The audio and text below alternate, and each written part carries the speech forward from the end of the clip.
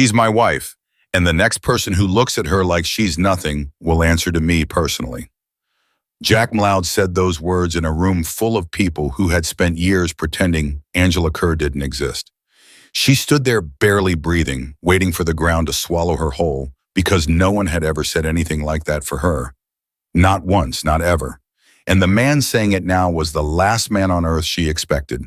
If this story already has you hooked, please subscribe to our channel, hit that notification bell, and drop a comment telling me what city you're watching from. I want to see how far this story travels. Now let's get into it. The hospital room smelled like antiseptic and grief. Angela Kerr had been sitting in that chair for 6 hours, her back aching, her fingers numb from the cold of the plastic armrests, her eyes fixed on the face of the only person in the world who had ever truly seen her. Nolan Kerr, her cousin, her family in every way that mattered. And he was dying. The machines beeped in their steady indifference at him. Nurses came and went. Angela didn't move. "You're still here," Nolan said, his voice thin as paper barely rising above the hum of the equipment.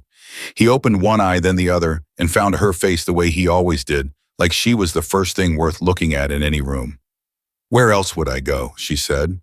He smiled at that. It cost him something. She could see it in the way his jaw tightened for just a second before he let the expression settle. "Angela," he said, "I need you to listen to me. Really listen. Not just nod and tell me everything's going to be fine." She leaned forward. "Nolan, don't." His hand found hers on the edge of the bed. His grip was weaker than she remembered. "We both know what's happening. I'm not afraid of it, but I am afraid of leaving you alone." Angela felt the familiar burn behind her eyes. She blinked it back. She'd gotten very good at blinking things back. "I'm fine on my own. I've been fine on my own for years." "That's not the same as being okay," he said quietly. "And you know it." She didn't answer. He was right, and they both knew it. Nolan turned his head slightly toward the door. "Jack is coming."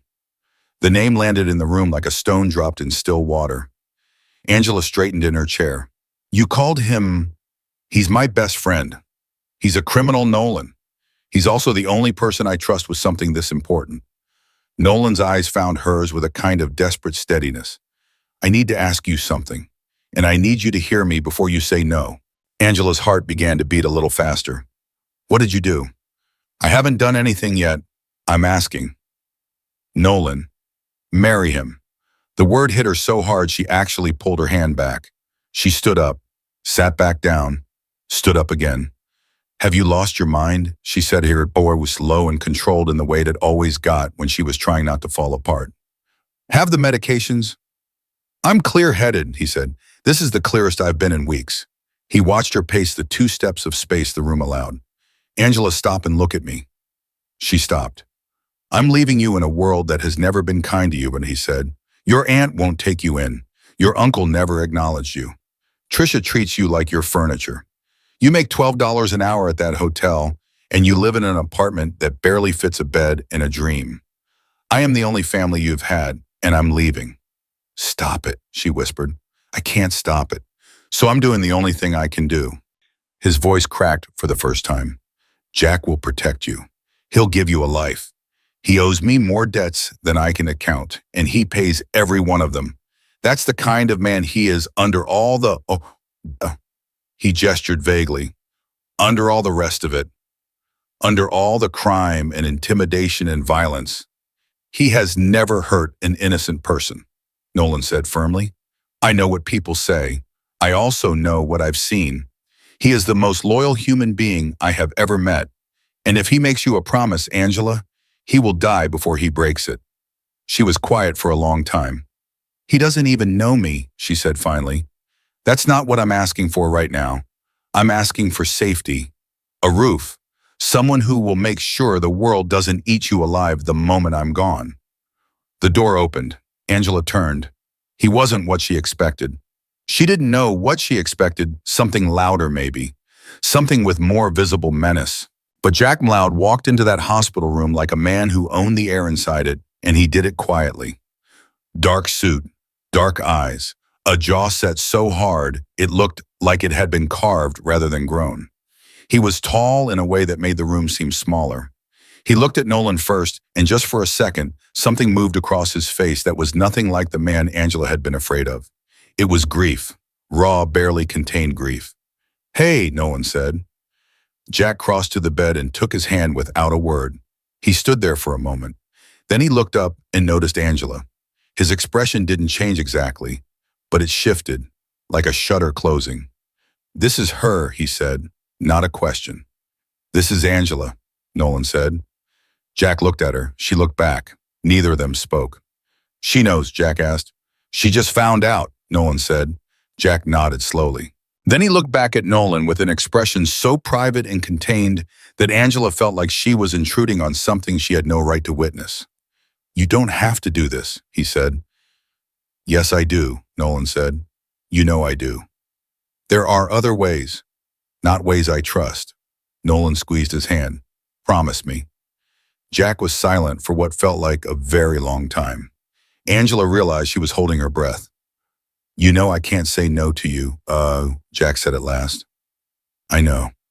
Jack exhaled. He looked at Angela again. She met his gaze and refused to flinch, even though every instinct she had was telling her to take a step back. He studied her the way you study a map of somewhere you have never been, not unkindly, but with a calculation that made her feel very seen in the least comfortable way possible. "I'll honor it," he said, and Nolan finally completely relaxed. Angela did not. Nolan died 4 days later. It was a Tuesday morning just after 7 when the light through the hospital blinds was the kind of pale gold that usually makes people feel hopeful. Angela held his hand until it was done. She didn't cry in the room. She waited until she was in her car in the parking garage, and then she sat in the dark for 45 minutes while everything she had held back came out of her all at once. She didn't notice the black car parked 3 spaces down. She didn't see Jack Mloud sitting in it watching the hospital entrance with his hands resting on the steering wheel and an expression on his face like a man who has lost something he can never replace. The funeral was small. Nolan hadn't wanted a crowd. He'd wanted the people who knew him, and that turned out to be fewer than 20. Angela sat in the front row on the left, which left the front row on the right for Jack, and 2 men she didn't recognize, men who stood the way guards stand, like their feet are attached to the ground and their eyes never stop moving. She watched Jack through the service. She couldn't help it. He sat completely still through the whole thing. He didn't wipe his eyes. He didn't shift or fidget. He just sat with the kind of stillness that isn't peace, it's control.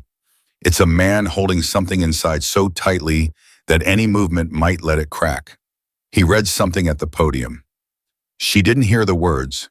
She was watching his hands, which were flat against the paper, perfectly steady, even as his voice dipped low and rough on a few of the sentences. She thought whoever taught this man that feeling things is weakness did a thorough job. After the burial, people drifted. Angela stood at the grave longer than anyone else. The cemetery was nearly empty when she heard footsteps in the grass behind her. She didn't turn around. "I meant what I said," Jack's voice came, low and even. "The promise holds." "You don't have to do this," she said. It was almost word for word what he'd said to Nolan. She realized it a second too late. "No," he agreed, "but I'm going to." Now she turned. He was standing a few feet back, hands in his jacket pockets, watching her with those dark eyes that didn't give anything away. "We don't know each other," she said. "We will. I don't want your charity." Something moved in his expression. Not offense exactly, more like recognition. "It's not charity." "Then what is it?" "It's a debt I owe a man who can no longer collect it himself." He said it without cruelty, but without softness either. Just fact. "I take my debts seriously." Angela looked back at the grave. "He asked too much of you." "He asked exactly what he knew I could give." A pause. "He also asked too much of you. I know that. I'm not asking you to pretend otherwise."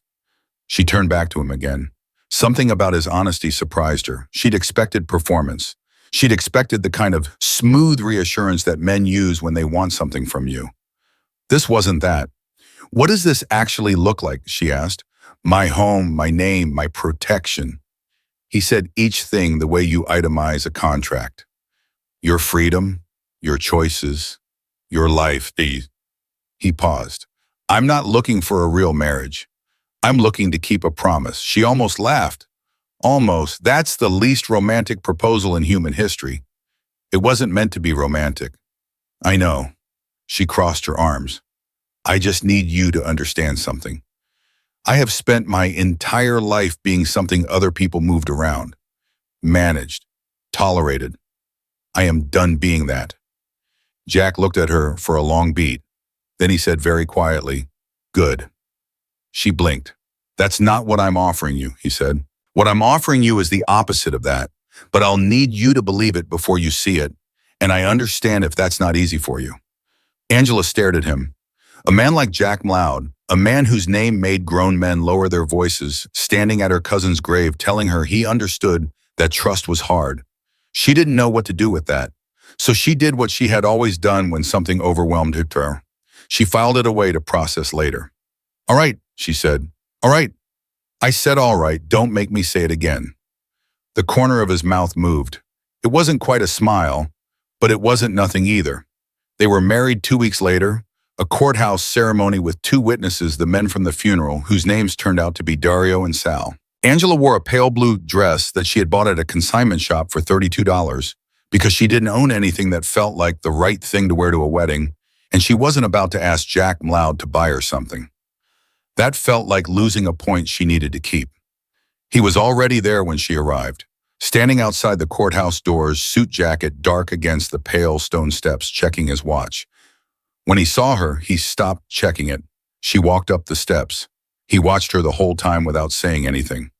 When she reached the top step, she said, "Before you comment on the dress, you look fine," he said. She blinked. "Okay.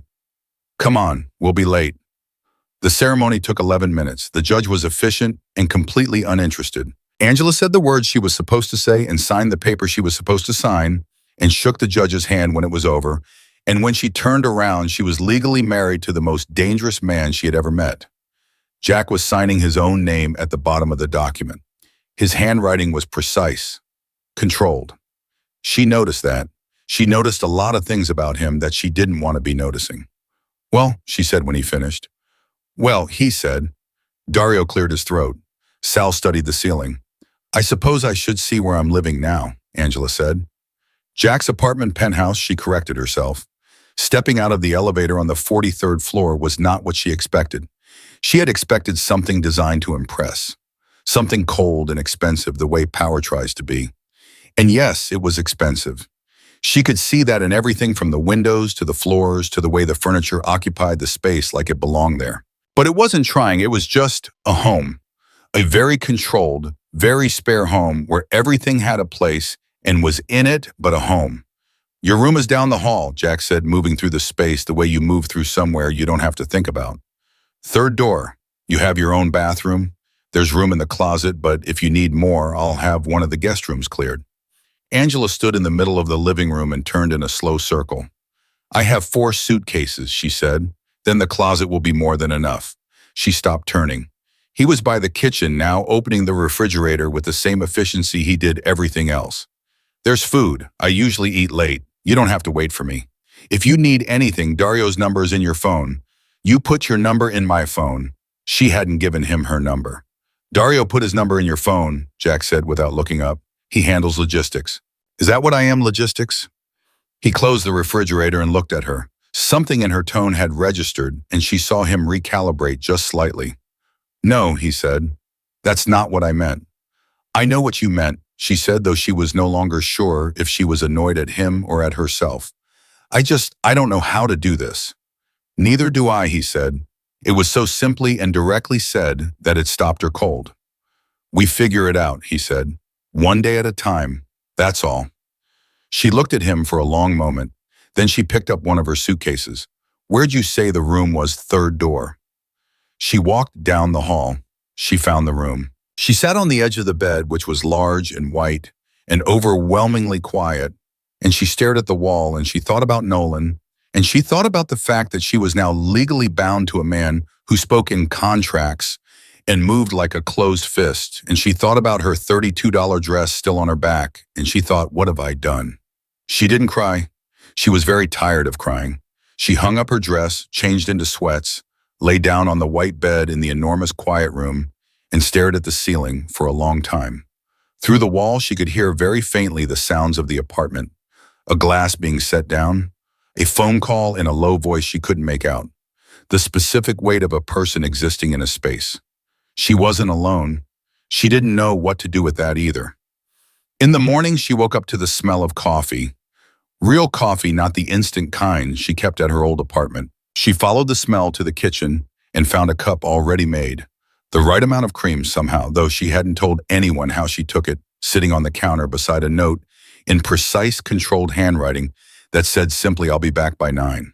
Dario is downstairs if you need anything. Jay." She stood in the kitchen of a penthouse apartment in a city that had never been kind to her, holding a cup of coffee that someone had made the right way without being asked, and she thought about Nolan. "I see it," she thought. "I see what you were trying to do." She didn't know yet if she was grateful or terrified. Both, she decided. Definitely both. She drank the coffee. It was very good. She was rinsing her cup when her phone rang. She didn't recognize the number, but she answered anyway. Angela Kerr. A woman's voice, formal, slightly nasal. "It's Angela Mloud now," she said. The words felt foreign in her mouth. "Who is this?" A brief pause on the other end. "Then this is Miriam Kerr, your aunt." Angela set the cup down very carefully on the counter. "I heard about the arrangement." Miriam continued, her voice carrying that particular edge Angela had known since childhood, the one that could make any word sound like a verdict. "I think we should talk." "I'm not sure we have anything to talk about," Angela said. "You've married Jack Mloud." A pause waited with meaning. "Sweetheart, you have no idea what you've walked into, and I think it's only fair that family—" "You are not my family." Angela said it quietly, without heat. That was worse, and she knew it. "You never were. Nolan was my family, and he's gone. So if you're calling to offer concern, you can save it. If you're calling for another reason, I'd like to know what it is." Silence on the line. Then Miriam said in a voice stripped of its warmth, "We'll talk soon." The line went dead. Angela looked at the phone in her hand. Her heart was beating faster than she wanted it to. She had never spoken to Miriam Kerr like that in her life. She had never spoken to anyone like that. She set the phone down. She didn't know where that had come from. She stood in the quiet kitchen of her new life, and she tried to figure out if she was afraid of what was coming. She thought of Jack's handwriting on that note. She thought of coffee made the right way before dawn. She thought of a man standing at her cousin's grave saying simply good. She decided she wasn't afraid. Not yet. Miriam Kerr called 3 more times that week. Angela didn't answer. She wasn't ready to deal with that particular storm yet, and she had learned long ago that some fires were better left untouched until you had something fireproof to wear. What she hadn't expected was how quickly the small details of living with Jack Mloud would start to rearrange her understanding of him. It started with breakfast, or rather the absence of it. Angela had always been a morning person out of necessity. Her shift at the hotel started at 7, which meant she was up by 5:30, moving quietly so she didn't disturb the neighbors through the thin walls of her old apartment. But the penthouse had thick walls and thick floors, and Jack, it turned out, was almost never there in the mornings. He left before she woke up. He came back late. The first 3 days, she barely saw him at all, except for evidence that morning: coffee, a light left on in the hallway, a jacket folded over the back of a chair. She told herself this was fine. She had wanted space. This was space. But on the 4th morning, she came into the kitchen at 5:45, and Jack was sitting at the counter with his sleeves rolled up and a cup of coffee in front of him and a phone against his ear, speaking low and fast in a language she didn't recognize. He looked up when she walked in. He didn't stop talking, but he pointed at the coffee maker with 2 fingers. She poured herself a cup. She sat at the other end of the counter, and they existed in the same room without speaking for nearly 10 minutes while he finished his call, and it was the least uncomfortable silence she had experienced in longer than she could remember. When he hung up, he looked at her and said, "You're up early." "I could say the same thing to you," she said. "I never really slept." He said it without complaint, just information. "Is that a philosophical statement or a medical one?" He looked at her. Something moved in his eyes, surprise maybe at the dry edge in her voice. Then the corner of his mouth did that thing again, almost a smile. "Both, probably." She wrapped her hands around her mug. "What do you do at night, I mean, when you're not here?" He was quiet for a second, deciding something. Things that are better for you not to know about, he said finally. That's what people say when they're trying to protect you and control you at the same time. Or when they're genuinely trying to protect you, he said. He wasn't defensive, just calm, steady. I'm not going to lie to you about what I am, Angela. I think Nolan made it pretty clear. But there are things in my world that have a way of becoming dangerous the moment an innocent person learns about them. Keeping you away from that isn't control. It's the opposite. She thought about that. It made a kind of sense she didn't entirely want to give him credit for. Okay, she said. Okay. I said, okay, I'm not going to push you on something that could get me killed. She looked at him over her mug. But I'll push you on everything else. This time it was a real smile. Small, brief, contained, but real. I expect nothing less, he said. He left 20 minutes later. Angela sat in the kitchen a little longer than she needed to, turning the mug in her hands. And she thought, Nolan, you strange, maddening, wonderful person. What exactly did you put in motion here? She went back to work that same week. Jack had suggested she take more time. She had looked at him the way you look at someone who has suggested you cut off your own foot and told him that work was one of the only things in her life that had never let her down and she wasn't about to stop. He hadn't argued. He had simply said, all right, I'll have someone drive you. I take the bus, she said. Not anymore, he said. She had meant to argue that point. She genuinely had. But then a black car appeared outside the lobby at 6:45 the next morning, and the driver, a quiet man named Ruben, who wore the same expression as a closed briefcase, held the door open without comment, and Angela stood on the sidewalk for exactly 4 seconds before deciding that taking a warm car on a cold morning was not a surrender of anything important. The hotel where she worked was a mid-range business establishment, the kind that hosted conferences and corporate travelers, the kind where people looked through you rather than at you because you were part of the furniture of their efficiency. Angela had worked there for 3 years. She knew the carpets and the elevator quirks and which of the managers was going to be in a bad mood depending on the weather. She was good at her job. She was quiet and reliable, and she had never once given them a reason to look twice, which is why it was so remarkable when she walked in that Monday morning and everyone looked twice. She didn't understand it at first. Then she heard 2 coworkers by the front desk stop talking at exactly the same moment she passed them. She heard her own name drop low, followed by another name. His name. She kept her face neutral. She said good morning to the desk manager, stowed her bag, and got to work. By 11, her manager, Patricia, a small, precise woman who had been running this floor for 15 years, pulled her aside. Angela, Patricia said carefully, are you doing okay with everything that's happened? I'm fine, thank you for asking, Angela said. It's just, Patricia lowered her voice. There's a story going around, online, about your marriage. Angela felt something tighten in her chest. What kind of story? Patricia handed her a phone. There was a photograph taken outside the courthouse. She realized, though she had no idea how, of her and Jack on the steps after the ceremony. She was holding her bag. He was standing beside her. They weren't touching. They weren't even looking at each other. But whoever had written the caption beneath the photo had made it very clear who Jack Mloud was, and the comments below were a particular kind of cruel that the internet had perfected over the years. She handed the phone back. I'm fine, she said again. Angela? I'm going to go check on the 3rd floor, Patricia. She kept her voice even. The Hendersons are checking out at noon, and they always need extra time. She spent the rest of her shift being perfectly competent and perfectly invisible the way she had always been, and she did not think about the photograph or the comments or the fact that her face was apparently somewhere on the internet attached to the name of a man most people were afraid of. She thought about it in the car on the way home. Ruben didn't ask questions. She appreciated that enormously. When she walked into the penthouse, Jack was already there, which was unusual for 6 in the evening. He was on the phone pacing, but when he saw her face, he ended the call with 3 words and put the phone in his pocket. You saw it, he said. She set her bag down. You knew about it? I found out this morning. I had it taken down from 3 platforms by noon. A 4th one reposted it by 2. He said it the way he said everything, without apology, but also without deflection. Just the facts of what had happened and what he'd done. I'm handling it. People I've worked with for 3 years were looking at me like I'd grown a second head, she said. Patricia actually felt sorry for me. I know, I'm sorry. She stopped. In all her mental preparation for this moment, she hadn't prepared for that. You don't have to apologize for someone else putting a photo online.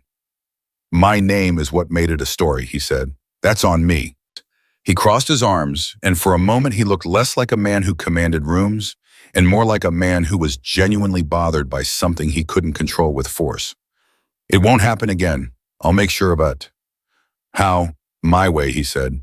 She wanted to ask what that meant. She decided she'd taken enough concerning information for one day. She picked her bag back up. She was halfway down the hall when he said her name. She turned. Next time something like that happens, he said, I want to know the moment it does, not when you've already spent a full shift processing it alone. She looked at him for a moment. Why? Because that's not how this is going to work, he said simply. You're not going to go through things alone. That's the whole point. She didn't answer. She walked to her room and closed the door. She sat on the edge of the bed and she pressed her fingers to her mouth and she breathed once, twice, 3 times. Because something about what he'd just said had hit her somewhere she wasn't ready to examine. Not yet. She texted him instead. A single line noted, thank you. 3 minutes later, her phone buzzed. His reply was one word, good. She almost smiled. Almost. The call she'd been avoiding came on a Wednesday evening 9 days after the wedding while she was sitting at the kitchen counter trying to read a textbook. She had found a community college program online, something she had thought about for years and talked herself out of for just as long. She hadn't mentioned it to Jack. She wasn't ready to mention it to Jack. But she had filled out the inquiry form and the textbook was a test, a small private a test she was running on herself to see if she still had it in her. She answered the phone without looking at the screen, assuming it was Ruben confirming the morning pickup. I knew you'd come around, Miriam said. Angela set the textbook face down. I didn't come around to anything. I answered by accident. Then let's make use of the accident. Miriam's voice was smooth, the kind of smooth that comes from years of practicing warmth over coldness. Angela knew that voice. She had grown up on the receiving end of it. Your uncle and I want to see you. Now that things have settled, your family, Angela. We've always, please don't, Angela said quietly. Don't what? Don't tell me I'm family. You never made me feel like family. Not once. Not when my mother left. Not when I was 17 and had nowhere to go. Not when I was calling you 3 times a week and you were sending me to voicemail. You were not there for me. Her voice was steady. She had not planned these words. They were coming out of somewhere deep and long held and apparently finished waiting. And now I am married to someone with resources and suddenly you're calling. Silence. Then Miriam said carefully, that's not fair. It's the most fair thing I have ever said to you, Angela said. She hung up.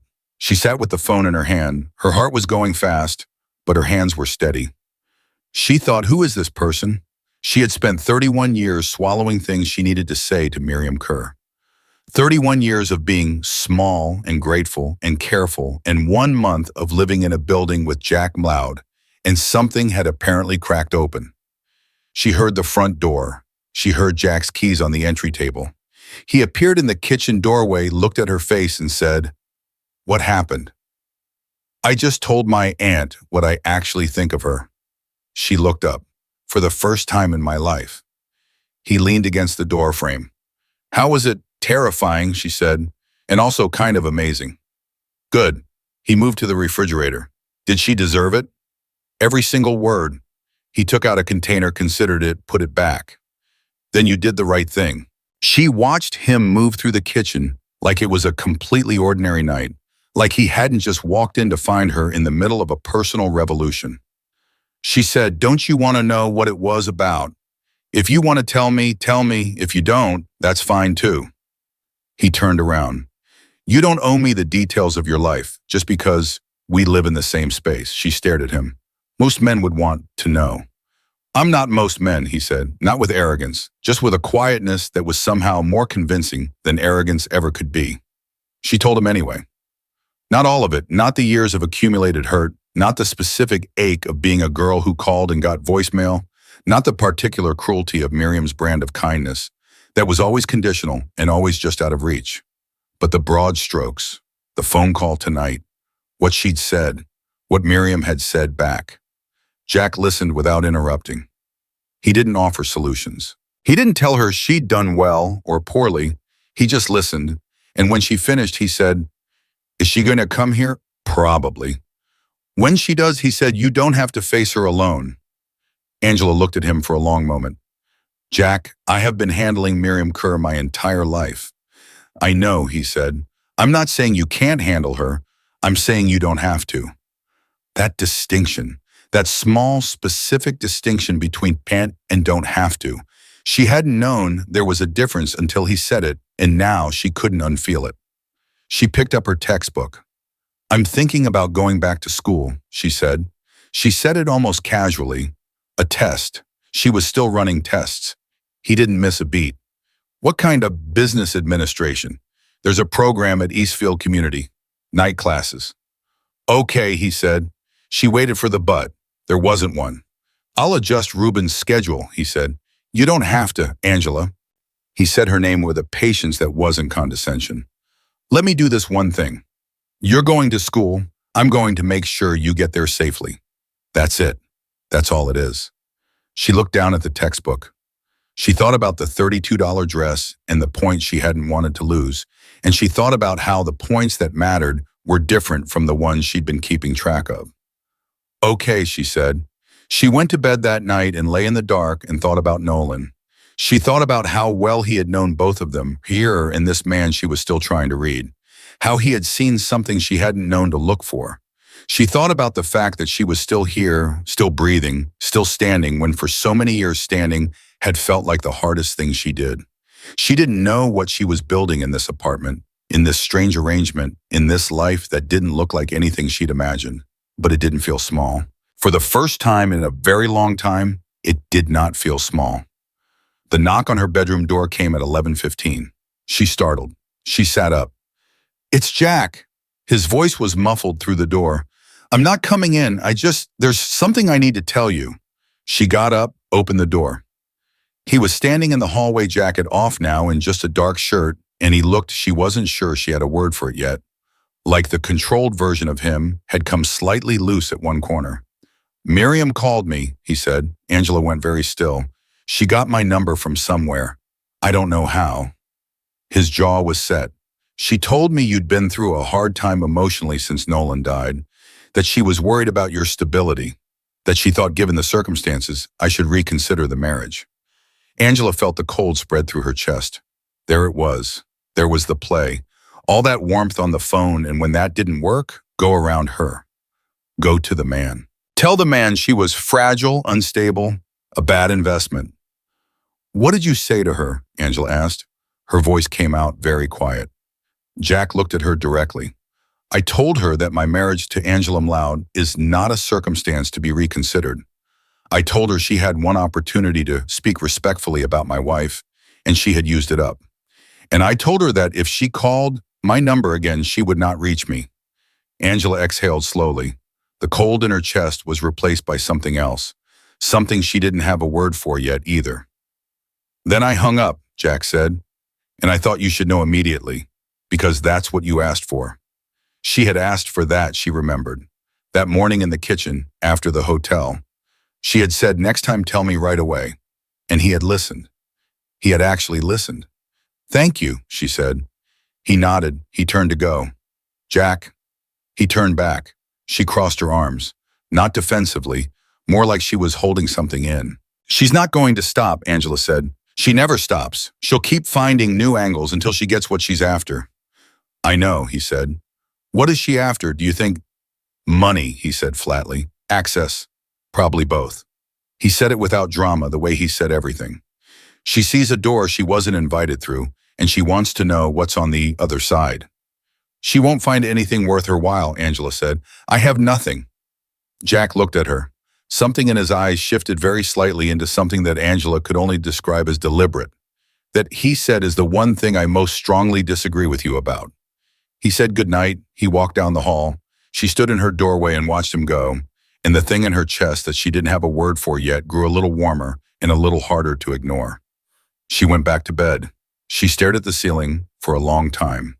She thought Nolan Kerr, you absolute genius. She enrolled in the program on a Thursday morning, sitting at the kitchen counter with her laptop and a cup of coffee that she had made herself because Jack had not been home the night before, and she was not going to think about why. That bothered her slightly more than it should have. The confirmation email came through at 9:47. She stared at it for a full minute. Her name, the program, the start date, real and official and irrevocable. She had done this thing that she had told herself for 6 years she could not do, and the only thing that had changed was that she had stopped waiting for a moment when everything felt safe enough to try. She screenshot it and sent it to the one contact she wished she could send it to. Then she remembered Nolan was gone, and the feeling that came with that remembering was quieter than it had been a month ago. Still there, always there, but quieter. Like a song playing in the next room instead of directly in your ear. She sent the screenshot to Jack instead. She didn't know why exactly. She just did it. His reply came in under 2 minutes. 3 words: I knew it. She smiled at her phone. She put it face down. She finished her coffee. The first class was on a Tuesday night. Ruben drove her.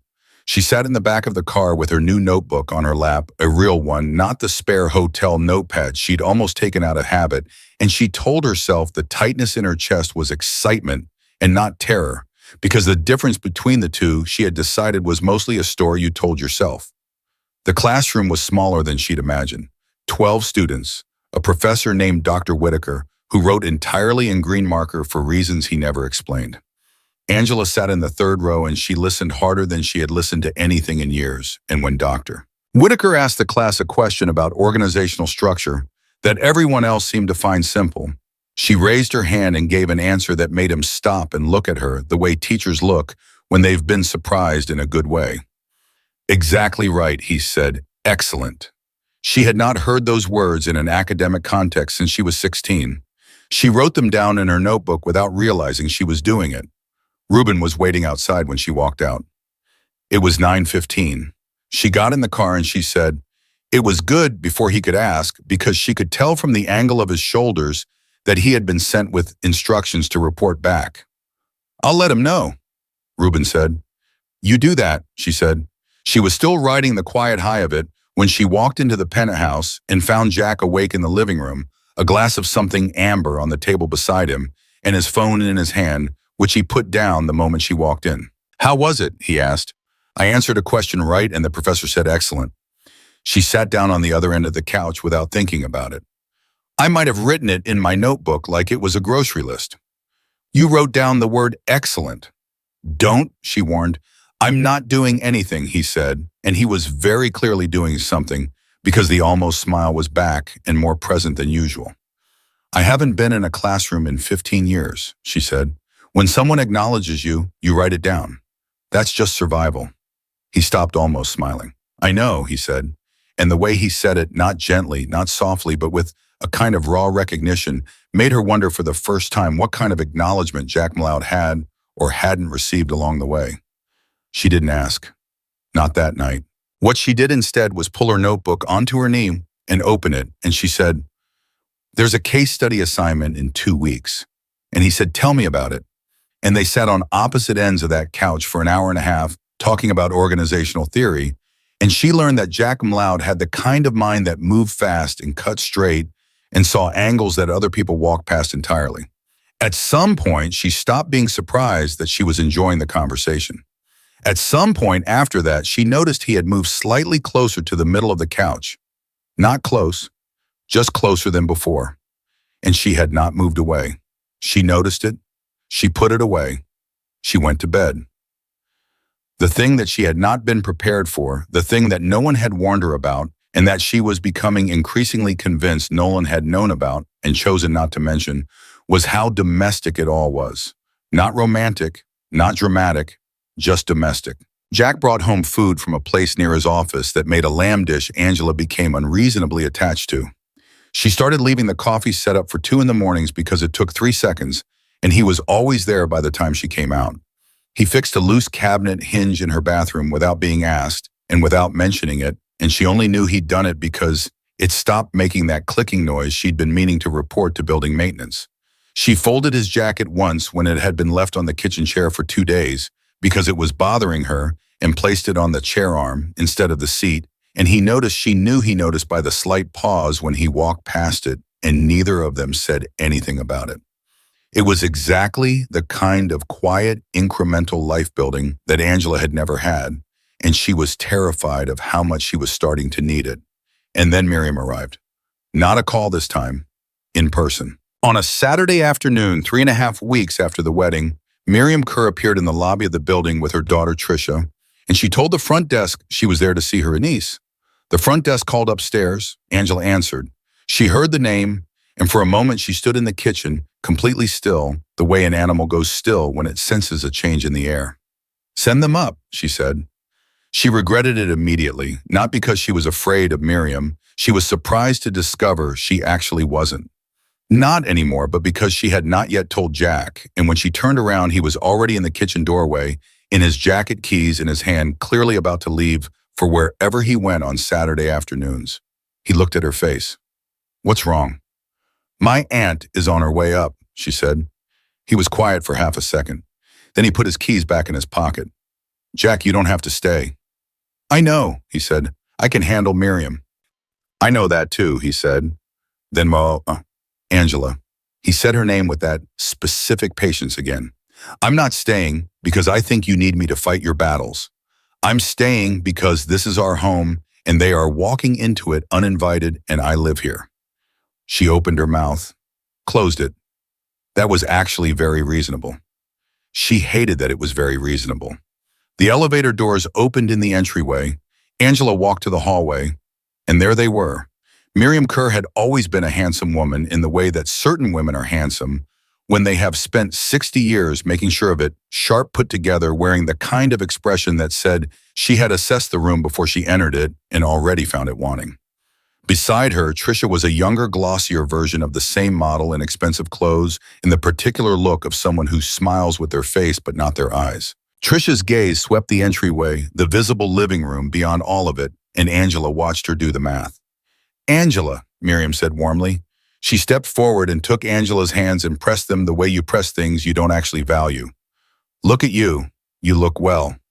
The pause before well carried a freight train of implication. "Hello, Miriam," Angela said. "This is some place," Tricia said, turning slowly. She was not talking to Angela. She was talking to the apartment. "Thank you for noticing," Jack said from directly behind Angela. Both women turned, and there it was, the thing Angela had been watching for, without knowing she was watching for it. The moment Miriam Kerr saw Jack Mloud in person for the first time, and recalibrated very quickly, and not quite quickly enough everything she had planned to say. "Mr. Mloud," Miriam said, extending her hand with a smile that had immediately upgraded itself. "What a pleasure. I'm Miriam Angela's." "I know who you are," Jack said. He shook her hand once. He did not return the smile. "Come in." They sat in the living room. Angela sat straight. Jack sat beside her, not close enough to be a statement, but close enough to be a fact. And he rested one arm along the back of the couch behind her and crossed one leg over the other and said absolutely nothing, which somehow made him more present than if he had spoken. Miriam talked. She talked about Nolan and how much they missed him, which Angela noted she had not mentioned on any of the 3 calls before this visit. She talked about family and closeness and how important it was to stay connected. She talked about an upcoming family gathering, but a dinner. Something low-key, she said, just the core family, and how wonderful it would be if Angela and Jack could attend. Angela listened. She let Miriam finish. Then she said, "Why are you here, Miriam?" Miriam blinked.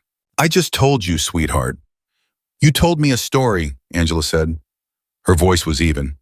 "I'd like the reason underneath it." Tricia shifted in her seat. Miriam's smile held, but something behind it tightened. "I don't know what you mean." "My aunt did not answer a phone call in 4 years," Angela said, and she heard her own voice doing something new. It wasn't cold and it wasn't angry. It was just clear like water that had finally been strained of everything cloudy. "Not when I asked for help after Nolan's first hospitalization. Not when I was moving apartments and had no one. Not when I called on Christmas because I was alone and I was 28 years old and I didn't know who else to call." She paused. "So I'm asking again, why are you here?" The room was very quiet. Tricia looked at Jack. Jack was looking at Angela with an expression that she would think about later. It was not surprise exactly, but it was something close to it, and underneath the surprise was something that looked almost like awe. Miriam set her shoulders. The warmth dropped away, and what was left underneath it was what had always been there, something efficient and self-interested and entirely unashamed of itself. Fine, she said. Nolan's estate. He had a small policy. Not significant, but he left everything to me, Angela said. Miriam stopped. I know about the policy, Angela said. I know about the account. He told me before he died. She leaned forward slightly. He also told me that you asked him twice in the last month of his life to reconsider. That you called his hospital room and told him he was being sentimental. She watched Miriam's face do something complicated. He didn't reconsider. Angela, you came here for money that was never yours. Angela stood up. You don't get it. You don't get access to me, or to this home, or to anything connected to Nolan's memory. Not after what you put him through. Not after what you put me through. Her voice didn't shake. She had not known until this moment that it wouldn't. You can see yourselves out. Trisha stood up fast, opening her mouth, color rising in her face. Now listen here. She asked you to leave. Jack had not raised his voice. He had not moved dramatically. He simply spoke, and there was something in the way he spoke, something with the weight of every room he had ever walked into that made Trisha close her mouth and sit back down and then stand up again in a way that was definitely meant to look like her own idea. Miriam looked at Jack, then at Angela. Something shifted in her expression, not regret, not quite, but something that might have been the outer edge of it. This isn't finished, she said. Yes, it is, Angela said. They left. The elevator doors closed. The lobby called to confirm the visitors had exited the building. Angela stood in the living room with her arms at her sides and her pulse absolutely hammering and her face completely composed. Jack got up. He walked to the kitchen. He came back with a glass of water and held it out. She took it. She drank half of it without stopping. You knew about the estate, he said. It wasn't an accusation, just the observation of a man who had been paying attention. Nolan told me everything, she said. He knew she'd come. He wanted me to be ready. She set the glass down. He spent the last weeks of his life making sure I was going to be okay. In every direction. She pressed her fingers to her eyes for a moment. He was always so, she stopped. She was not going to cry in front of Jack Mloud. That was a line she had drawn. I know, Jack said, quietly, with that same recognition from before, the kind that knew something from the inside of it. She lowered her hands. She looked at him. Did he, when he asked you to do this, did he tell you much about me? Jack was quiet for a moment. He told me you were the strongest person he knew, he said, and that you had no idea. Angela felt it then, not the grief exactly, but the specific bone-deep ache of being truly known by someone you could no longer reach. She breathed through it. He was biased, she said. He was accurate, Jack said. She looked at him. He looked back. For a moment, neither of them moved, and the apartment was completely silent, and the afternoon light came in at a low angle, and it was all very ordinary and completely extraordinary at the same time. Then his phone buzzed. He looked at it. The professional stillness came back over his face like a curtain being drawn. I have to go, he said. I know. He picked up his keys. He was at the door when she said, Jack. He turned. Thank you, she said, for staying. But something in his face did that thing it was doing more and more frequently. Something that didn't quite resolve into an expression, but was clearly trying to. You didn't need me to, he said. No, she agreed, but you stayed anyway. He looked at her for one more second, then he left. She sat back down on the couch and she thought about Nolan, and she thought about Miriam's face when Angela had said everything she'd been holding for years. And she thought about the way Jack had sat beside her, not intervening, not taking over, just being there. An anchor without a chain. She picked up her phone. She opened the textbook app. She had reading to do, but she sat there for another 5 minutes, first not reading, just sitting, and she thought about what it felt like to finally take up the space that had always been hers. And she thought about how different the world looked from inside it. Her phone buzzed, a text from a number she didn't recognize. This isn't over. You'll regret this. She stared at it. Trisha, she assumed. She forwarded it to Jack without a word. His reply came 40 seconds later. Handled. She put the phone down. She opened the textbook. She started reading. 2 hours later, Dario knocked on the door to let her know that dinner had been ordered and would arrive in 20 minutes and that Mr. Mloud had specified the lamb. She sat very still for a moment. She thought he remembered. She thought, of course, he did. She thought, I am in a great deal of trouble.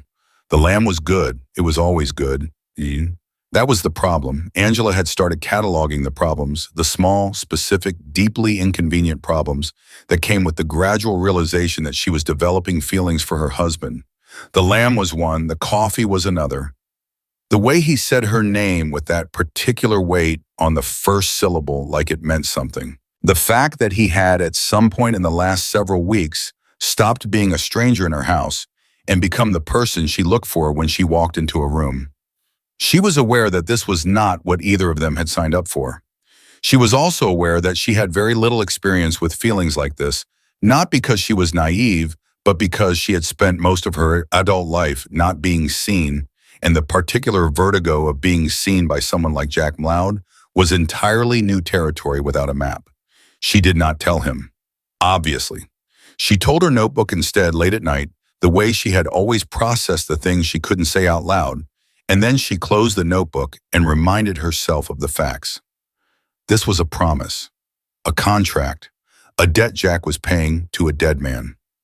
He had been clear about that from the beginning, and the worst thing she could do, the single most dangerous thing she could do, was mistake kindness for something it wasn't. She had been mistaking kindness for something it wasn't her entire life. She had learned slowly and painfully to stop doing that. So she kept going to class. She kept reading her textbook on the couch while Jack worked at the dining table across the room. She kept having conversations about things that surprised her about economics and human behavior, and what makes people trust each other, and once a conversation about music that lasted until 1 a.m. and left her genuinely unclear about how that had happened. She kept being careful. She thought she was doing a very good job of being careful. And then she got sick. It was nothing dramatic.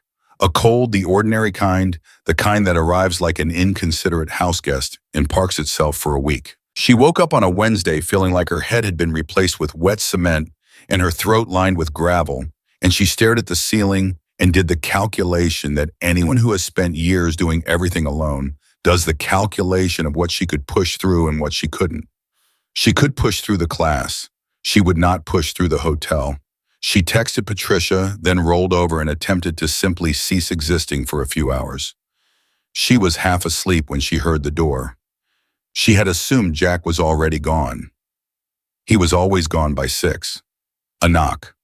Light, 2 taps. "Come in," she said or tried to. What came out was more of a croak. The door opened. Jack stood in the doorway. He looked at her, took in the state of her, and said nothing for a moment. "Then you're sick." "Brilliant," she said. Her voice was a disaster. "Have you taken anything?" "I was going to." "Have you actually taken anything?" She paused long enough to answer the question without words.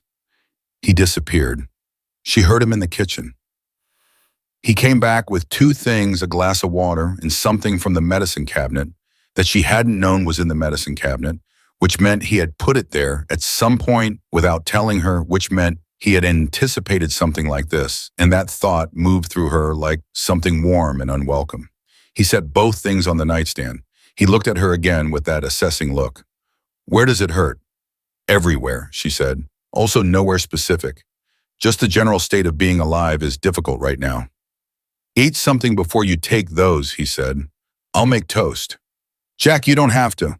"Angela." His voice was patient in the way that had stopped being annoying about 3 weeks ago and started being the thing she held on to when her own patience wore thin. "You are sick. I'm making toast. These 2 things are happening regardless of whether you argue with me." She closed her eyes. Fine. The toast arrived. It was perfect toast. She didn't know why that made her eyes sting.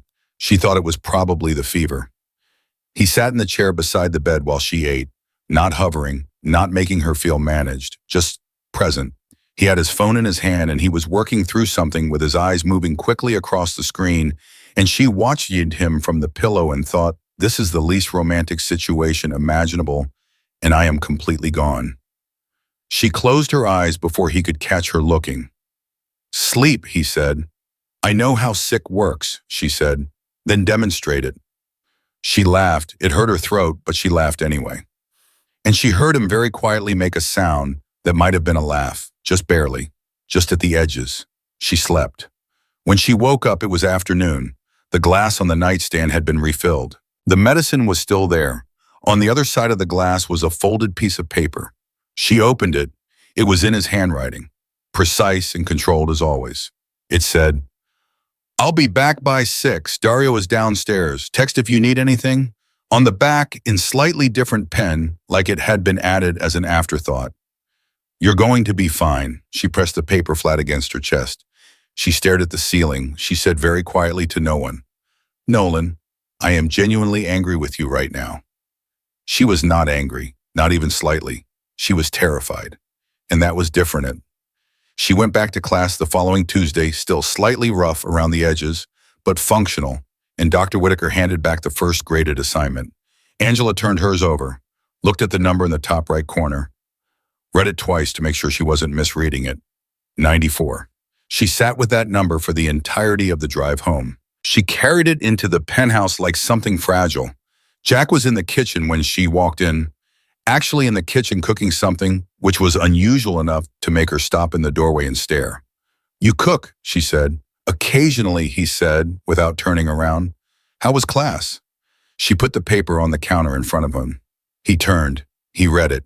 His eyes moved from the paper to her face, and what was there was not surprise but satisfaction, a deep, quiet satisfaction, the kind that doesn't need to perform itself. I told you, he said. You told me nothing, she said. You said I knew it about the enrollment. That was different. I also said I disagreed that you had nothing. He turned back to whatever he was cooking. This is the same statement. She sat at the counter. She watched him. What are you making? Something Sal's mother used to make. Don't ask me what it's called. I don't remember the name. Does Sal's mother know you're making it? Sal's mother passed away 6 years ago, he said. But she taught me the recipe before she did, so I think she'd be all right with it. Angela was quiet for a moment. How do you know Sal? He's been with me since we were 19, Jack said. Him and Dario both. That's loyalty, she said. That's family, he said. He said it plainly without sentiment, but there was something underneath it that she recognized the specific weight of chosen family, the people you build because the ones you were born to weren't enough or weren't there. She understood that weight intimately. What were you like at 19, she asked. She didn't know why she asked it. The question came out before she decided to say it. Jack was quiet for a moment.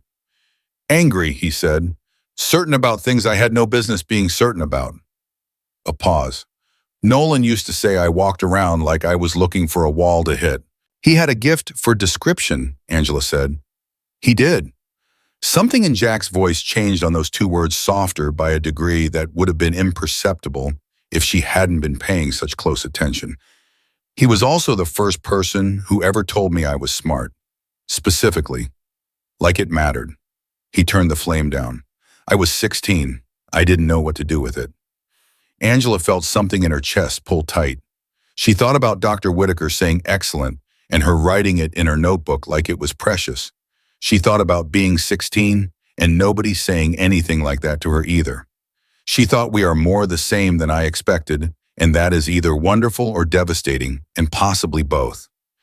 He did that, she said softly. He found the thing in you that you'd given up on, and he said it out loud, like it was just obvious, like he couldn't understand why no one had mentioned it yet. Her voice was steady. She was proud of it for being steady. He did that for me, too. Jack turned around. He looked at her across the counter. The kitchen was quiet. The thing that had been building between them in this apartment for weeks was present in the room in a way it had not been quite this clearly before, not dramatic, not announced just there the way a door looks different when you know there's something on the other side of it. I know, he said, quietly. She looked down at her paper. 94. I'm going to finish the program, she said. I know that too, he said. And after I think I want to do more. Transfer to a 4-year. I've been looking at programs. She looked up. I don't know how long that takes, Or I know this arrangement was supposed to be a year, and I'm not asking for anything different than what we agreed. She was talking too fast. She knew she was talking too fast, and she couldn't seem to slow down. I just want you to know that I'm planning, that I'm thinking ahead, that I'm not going to need Angela, he said. She stopped. Stop trying to tell me you won't be a burden, he said. His voice was very quiet and very direct. You're not one now. You won't be one then. He held her gaze. Stop planning your exit. You don't need one. The silence that followed was the loudest silence she had ever been in. Her phone rang. She grabbed it the way you grab a life preserver when you are actively drowning. She looked at the screen. A number she didn't recognize, different from Trisha's blocked one, different from anything in her contacts. She answered. Mrs. Maloud, a man's voice, professional, careful. My name is Warren Cole. I'm an attorney. I represent the interests of a Mr. Denton Cole, no relation in a matter that concerns your husband. Every sound in the kitchen seemed to sharpen. How did you get this number? I apologize for the intrusion. The matter is urgent. A brief pause. Are you aware that your husband is currently under federal investigation for organized crime activity? The words landed in the room like a grenade that hadn't gone off yet. She felt the pin, though. She felt exactly where the pin was. I think you have the wrong number, she said very calmly. Mrs. Maloud. She hung up. She put the phone on the counter face down. She was aware that Jack had gone completely still. She was aware that he had heard or had guessed from her face or both. Who was that? He asked. She told him. Every word. She watched his face while she spoke, and his face did the thing it did when something serious was happening. It went very controlled and very quiet, but his eyes changed, and in his eyes she could see the exact shape of the problem. When she finished, he was quiet for a long moment. Then he said, I need to make a call. Jack. He stopped. Is it true? She asked. He looked at her steadily. Which part? The investigation. He exhaled once, slow and controlled. There has been federal attention on my business for some time, he said. Nothing is new. Nothing has changed recently. His jaw was set, but his eyes stayed on hers. I should have told you. Yes, she said. You should have. I didn't want to bring it into this space, into what you were building here. This is my life too, she said. Her voice came out stronger than she expected. If there's something that could affect my life, I need to know about it. That's not negotiable. He nodded, once, the nod of a man who means it. You're right. Who is Warren Cole? A man who works for someone who wants leverage on me, Jack said. Using you to get to me is a tactic. It means other things aren't working. His voice was very even. It also means I underestimated how much you've become a visible part of my life. She heard that. She filed it away to turn over later. What do I do if he calls again? You don't have to do anything, Jack said. I'll handle it. Jack, I mean you tell me immediately and then I handle it. He corrected himself without being asked, and she recognized it, the adjustment, the recalibration, the man learning in real time how to operate differently than he always had. Together, we handle it together. She held his gaze for a moment. Then she nodded. Okay. Okay. He picked up his phone. He was in the hallway before she called his name. He turned back. What I said earlier, she steadied herself. About the exit plan, I heard you. Something moved through his face. Good, he said. He made his call. She sat at the counter with the food he had been cooking going warm on the stove, and she thought about the weight of what she had just learned and the weight of what he had just said. And she realized that somewhere in the last 2 months, she had stopped thinking of this apartment as his space and started thinking of it as hers too. Had stopped thinking of this man as a stranger and started thinking of him as she didn't have the word yet. She was working on the word. Dario knocked 20 minutes later. He came in with 2 other men she recognized as belonging to Jack's world, quiet, efficient, the kind of men whose job was to stand between things and other things. He said without preamble, Mr. Maloud wants you to stay in tonight. He's handling the Cole situation. Is he safe? She asked. Dario looked at her. She could tell the question had surprised him. Yes, he said carefully. Good. She pointed at the stove. Do you want some of whatever this is? He made it from a recipe Sal's mother taught him. Dario blinked. Then slowly, something in his face which she had always read as pure professionalism softened just slightly at the edges. Yes, he said, I'd like that. She served 2 bowls. Dario ate at the kitchen counter like a man who had not been offered a home-cooked meal in a long time. Neither of them spoke much. It didn't need speaking. Jack came back at 9:47. She was on the couch with her textbook. He came in, saw Dario exchanged a look that communicated about 14 different things in half a second, and Dario left with a brief nod in Angela's direction. Jack stood in the living room. He looked tired in a way she had not seen before, not physically, but in the way that people get tired when they have been carrying something very heavy for a very long time. She put the textbook down. Come sit, she said. He looked at her. Something in his expression was stripped back in a way it never quite was. He sat on the couch, not at the far end, in the middle. Is it handled? She asked. For now. Will it stay handled? I'm working on that, he said. She looked at him. He was looking at the middle distance, and she could see him processing, running, angles, doing the thing his mind did, constant, efficient, always working. She thought about what he'd said in the kitchen. She thought about 19 and angry and looking for a wall to hit. She thought about Nolan telling him he was smart and him not knowing what to do with it. Jack, she said. He turned to look at her. When did you last let someone actually take care of you? She asked. The question landed in the room and just sat there. He didn't answer right away. She could see him deciding whether to deflect. She could see the exact moment he decided not to. I don't remember, he said. She picked up her textbook again. She turned to her page. She didn't say anything else, and neither did he, and they sat on the couch in the quiet apartment for an hour and a half, not talking, just existing in the same space, and at some point she was aware that he had stopped staring at the middle distance and had simply settled. Like something that had been wound too tight had finally just slightly released. She did not point this out. She turned her pages. She let him have it without commentary because she knew better than most that some things have to be allowed to happen quietly or they don't happen at all. At 11, she said goodnight and went to bed. She lay in the dark and she thought about the phone call and the investigation and what it meant to be bound to a man whose world had edges she couldn't see. She thought about whether that scared her. She took the question seriously, turned it over, examined it from every angle. And what she found underneath the concern and the uncertainty and the very reasonable anxiety about federal investigations, what she found at the actual bottom of the question was that it didn't change anything. Not in the way it should have, not in the way that would have been sensible. She was in love with him. She had been for a while. She knew that now. She had been cataloging the wrong things and calling it caution, and what it actually was a woman who had been hurt enough times to build a very thorough system for not admitting the truth until the truth had become impossible to ignore. She pressed her face into her pillow. She thought, Nolan Kerr, I owe you an apology and also everything. She thought, I cannot tell him. Not yet. Not until I know. Her phone buzzed. She looked at the screen. A text from Jack, sent at 11:23. It said, thank you for tonight.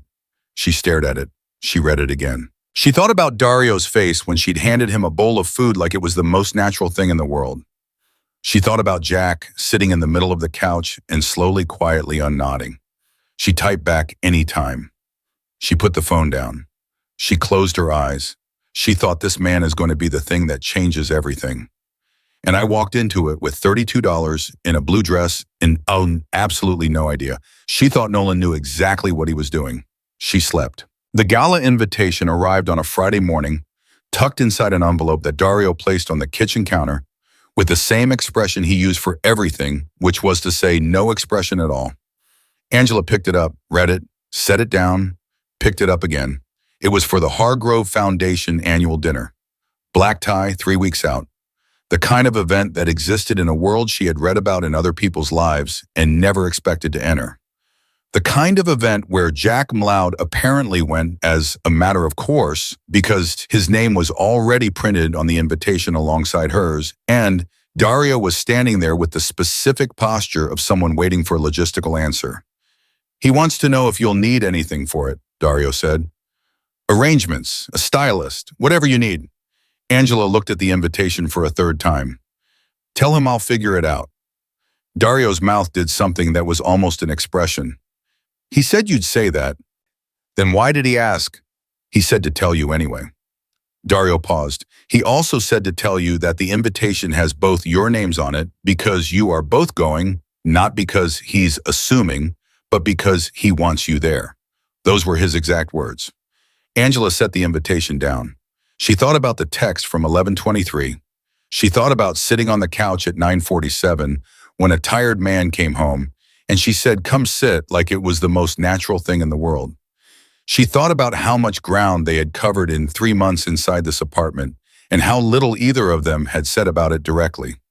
"Tell him I'll be ready," she said. She called in a favor she didn't actually have, meaning she called Patricia from the hotel, who had a sister who did alterations, who had a friend who worked retail at a formal wear boutique, and who could Patricia something. And through this chain of improbable connections, Angela ended up with a dress that fit her exactly right, in a deep wine color that she would not have chosen for herself 6 months ago, but that she looked at in the mirror and thought, yes, that one, that is the right one. She paid for it herself. That mattered. She had thought about it. Jack would have paid. Jack would have paid without making her feel the weight of it. But she wanted this one thing to be hers. She had a paycheck. She had a grade of 94 on an assignment. She had a name she was still learning to wear. She could buy her own dress. She didn't tell Jack any of this. But on the evening of the gala, when she walked out of her room and found him in the living room, adjusting his cufflinks with his back to her, and he turned and saw her, she watched his hands go still. He looked at her. He took a breath. He said Angela, just her name. But the way he said it, with that weight on the first syllable that she had noticed months ago and never stopped noticing, was different this time. Fuller, like the word contained something it hadn't before. "Don't," she said, because she could feel her face doing something she wasn't ready to explain. "I didn't say anything," he said. "You were about to." "I was going to say you look." He stopped, reconsidered. "You look like yourself," he said, "the fullest version of yourself I've seen." She stood very still. She had prepared for a compliment. She had not prepared for that. "That's a strange thing to say." "It's the true thing," he said. And he held out his arm and she took it, and they walked to the elevator together, and she thought, I am in so much trouble, and I have never been less sorry about anything in my life. The gala was everything she had imagined and nothing like she'd expected. The room was full of the specific kind of wealth that doesn't need to announce itself, and the people in it moved with the practiced ease of those who had never once questioned whether they belonged. She had spent 31 years questioning whether she belonged in rooms far less intimidating than this one. But she was wearing the right dress, and her grade was 94, and she had told Miriam Kerr the truth to her face, and she was Jack Mloud's wife, and that last fact she realized meant something entirely different now than it had at the courthouse 11 weeks ago. She walked in beside him, and she kept her chin level and her hands steady, and she thought, I belong here. Not because of him, because of me. He just held the door. The first hour was manageable. Jack moved through the room the way he moved through everything, with a quiet authority that made people come to him rather than the other way around. He introduced her to 3 people she didn't know, and one she recognized from the news, and in each introduction he said my wife with a naturalness that made her chest do something complicated. Not performing it, not marking territory, just stating a fact he had no reason to qualify. She was talking to a woman named Helena Voss, a silver-haired architect with a voice like good furniture, when she felt the shift. Not dramatic, just the way a room changes temperature when something has changed. She turned. Across the room, standing near the bar with 2 men she didn't recognize, was Warren Cole, the attorney, the man who had called her. He was looking directly at Jack, and the look was the kind that has a purpose behind it. She found Jack's arm without thinking about it. He felt her hand. He looked down at her. She tilted her head very slightly in Cole's direction. Jack's eyes moved. Found Cole.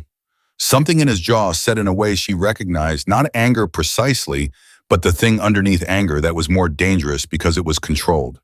He looked back at her. His hand covered hers on his arm. "Stay here," he said quietly. "Absolutely not," she said equally quietly. He looked at her. She looked back. She watched him decide not to argue. "Stay close," he amended. "That I can do," she said. They crossed the room together. Cole saw them coming and didn't run, which told her he was either very confident or very stupid, and from the quality of his suit, she suspected the former. The two men beside him peeled away as Jack approached. They knew what that walk meant, even if Angela was still learning the full vocabulary of it. "Mum loud," Cole said. He extended a hand. Jack did not shake it. "You called my wife," he said. Simple, direct, no preamble. Cole's hand lowered. I needed a response. "You have one now," Jack said. "Whatever you think you are building with Denton Cole, and I know exactly what you think you're building, you need to understand something. You brought her into it. That was your mistake. That changes the calculus considerably." Cole glanced at Angela. She met his eyes and didn't look away. She thought about Miriam in the living room and about the phone call and about 31 years of making herself small in rooms where people expected her to be small. She thought about wine-colored dresses and 94 on an assignment and come sit spoken in the dark at 9:47. "Mrs. Maloud," Cole said with the smooth condescension of a man who thinks women are useful primarily as leverage. "I hope you understand the situation your husband has put you in." "I understand it perfectly," she said. "I also understand that you called a woman on a Wednesday morning and tried to use her fear against her husband, which means the direct approach wasn't working." She tilted her head. "Which means you're losing." Cole's smooth expression developed a fault line. "We're done here," Jack said. They walked away. Her heart was going at twice its normal speed, and her hands were completely steady, and she thought, "I did that. That was me. That came out of my mouth in real time with no warning, and it was right." Jack leaned slightly towards her as they moved through the crowd. "Where did that come from?" he said low enough for only her to hear. "I don't know," she said honestly. "It just came out." "It was accurate," he said. "I know. And effective. I know that too." She exhaled. "Is he actually losing a hymns?" "Yes," Jack said. "Has been for 2 weeks. Tonight was a last move." His hand moved to the small of her back as they navigated past a cluster of people, and she told herself it was practical navigational meant nothing beyond logistics. She was not convincing herself. "I'll explain everything later," he said. "Tonight can we just—" He stopped. She looked up at him. He looked like a man who had started a sentence without knowing its end, which was so unlike him that it arrested her completely. "Can we just what?" she asked. He looked at her for a moment. "Be here," he said. "Just be here together." She felt the word together move through her like the first warm day after a long winter. She thought about all the careful distance she had maintained, all the notebooks and the turned over phones and the deliberate spaces she had kept between herself and this feeling. And she thought about how exhausting careful was and how much she had already survived and how Nolan had spent the last weeks of his life building something for her that she had spent 3 months being afraid to accept. "Okay," she said. "Okay," he said, and she didn't move away from his hand. They stayed another 2 hours. She talked to Helena Voss for another 20 minutes and got her card. She ate something she couldn't name, but that was very good. She stood beside Jack through 2 conversations she followed completely. 2, she partially followed, and 1 she stopped following entirely because she was paying more attention to the way he listened. Really listened with his whole attention and thinking about how rare that was in a person. On the drive home, she sat beside him in the back of the car, and they didn't talk, and it was the kind of quiet that had weight and warmth in equal measure. The city moved past the windows. She thought about a courthouse 11 weeks ago in a blue dress that cost $32 and 2 witnesses who worked for a man she was afraid of. She thought about how much had changed. How much of it she had changed herself, one small decision at a time, starting with the decision to stop waiting for safety and start building it. They got home, the elevator, the familiar sound of the doors opening on the 43rd floor, the entry table with his keys, the kitchen light she always left on. She was halfway to her room when he said her name. She stopped. She turned around. He was still standing in the entryway. His jacket was in one hand. He looked like a man who had made a decision and was standing at the far edge of it, looking at the drop. "I need to tell you something," he said. Her heart rate did what it always did now when he said her name in that particular register. "Okay," she said. "The year is up in 3 weeks," he said. She had known that. She had been watching the calendar with the specific dread of someone who has stopped wanting a thing to end. "I know," she said. I told you at the beginning that this was a promise, a debt. He set his jacket on the chair. He crossed his arms and she could see him working through how to say something that didn't come naturally to him, not the feeling she thought, but the saying of it. That was true then. She waited. It's not what it is now, he said. The apartment was completely still. I'm not good at this, he said. I want you to know I'm aware of that.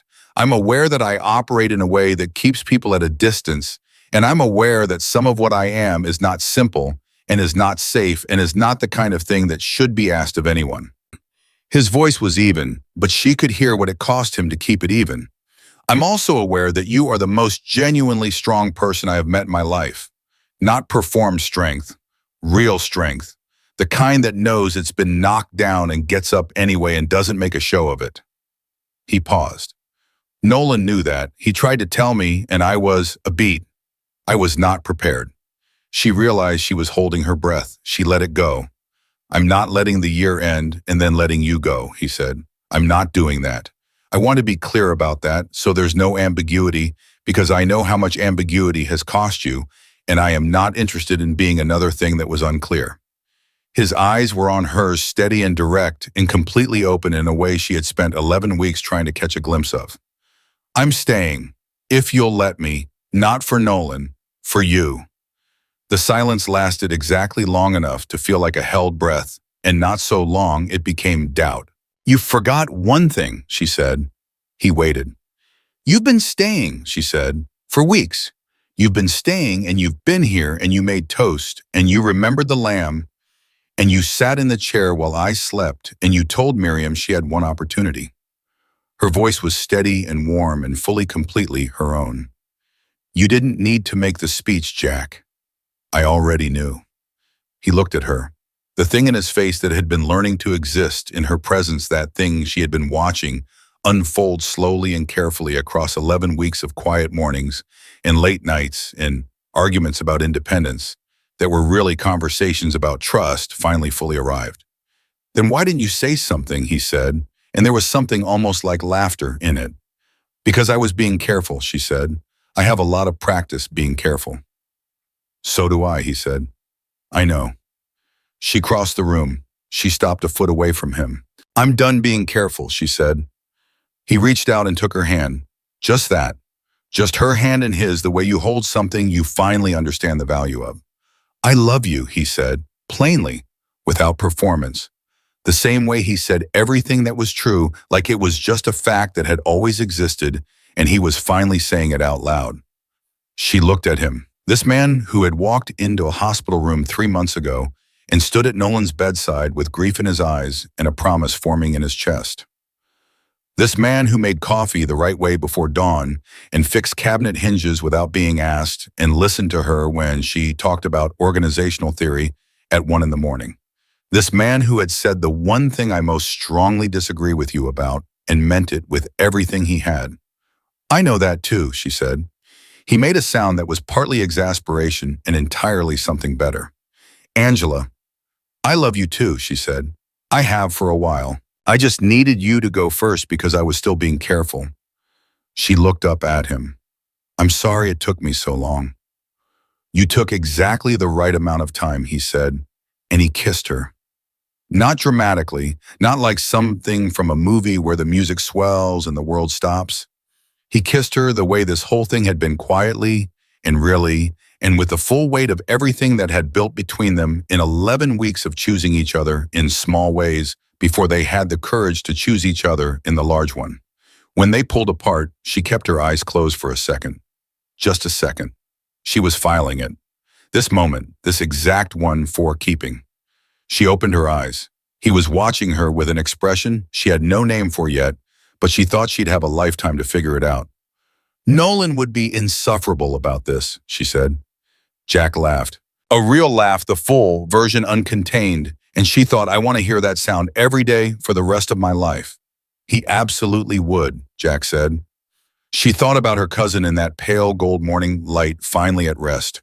She thought about the thing he had set in motion with the last of his strength, this strange, unasked for, completely necessary thing. She thought about how love sometimes arrives in the shape of a promise made at a deathbed, in a courthouse, in a $32 dress, in a cup of coffee made exactly right. She thought, I see it now, Nolan. I see all of it. She leaned her head against Jack's shoulder. He didn't say anything. He put his arm around her, and they stood in the quiet of their apartment, hers and his, and the life they were building inside it, and the city moved below them. And the night held them, and nothing needed to be said, because everything that mattered had already been said, and everything that hadn't been said yet had all the time in the world. Angela Kerr had spent 31 years being invisible in a world that looked through her, and then one man made a deathbed promise and another man kept it, and in the keeping of it, in the 11 weeks of small kindnesses and hard truths and quiet mornings, she had found something she had never been offered and never known to ask for. Not rescue, not charity, not someone to carry her, just a person who stood beside her and said, you don't have to do this alone, and meant it every single time. She was not invisible anymore. She had never been invisible. She had simply been waiting without knowing. She was waiting for the world to catch up to what Nolan had always seen, what Jack now saw, what she was finally completely, undeniably learning to see in herself. She was enough. She had always been enough. And now she was home.